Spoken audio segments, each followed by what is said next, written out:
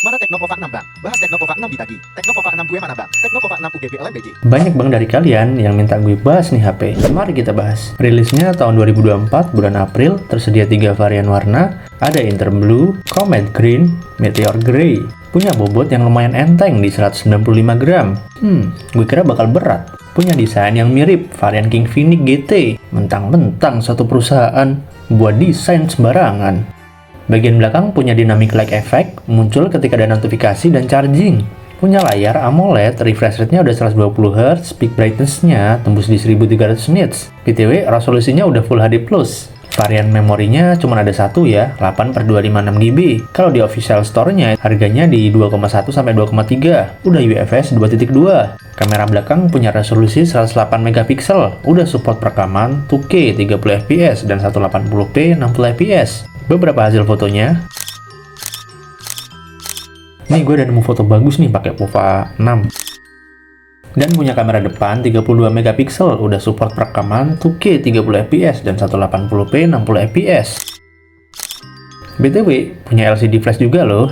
Kapasitas baterainya 6000 mAh dan udah support pengecasan 70 watt. Untuk penuh dibutuhkan sekitar 50 menit dan punya wireless charger 10 watt.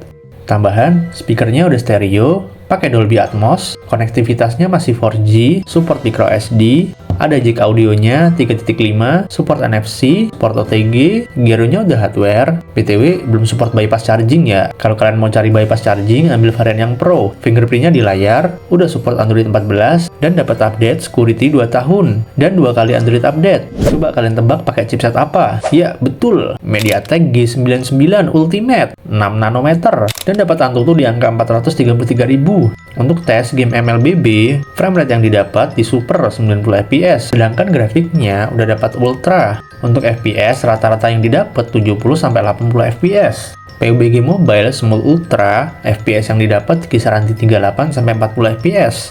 BTW, mentoknya di 40 fps aja ya. Genshin Impact lowest frame rate-nya di 60 fps, dapat rata-rata FPS di 30-40 fps tanpa kipas dengan suhu 38-40 derajat. Mau stabil, mainin aja di 30 fps. Kita masuk ke segmen BBKKP, bahas-bahas keluh kesah pengguna. Dari Mas Bisma, kameranya emang bagus sih katanya. Ada peserta anonim tanya, kalau untuk pengguna nonton dan sosmed 24 jam boros apa enggak?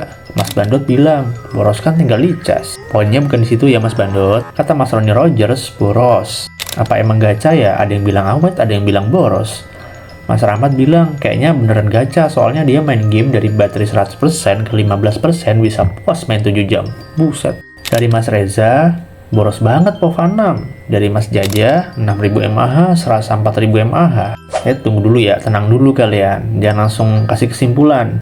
Ini ada komennya masuk akal dari Mas Haris. 6000 mAh-nya bukan gimmick, tapi emang sistem iOS-nya nggak bisa mengoptimalkan dayanya dengan baik. Banyak aplikasi yang jalan di background. Ya mau nggak mau diakalin supaya aplikasi yang jalan di background-nya bisa berhenti. Dan dia make awet buat ML adem. 3 jam cuma habis 25%. Dari Kikia, dia ngasih lihat grafik baterai yang awet. Mas Ahmad tanya, minta tutor mas. Mas Kiki ngasih saran suruh bekuin aplikasi yang nggak dipakai, itu aja. Dari Mas Ryu, cepet panas, tapi baterainya aman sih.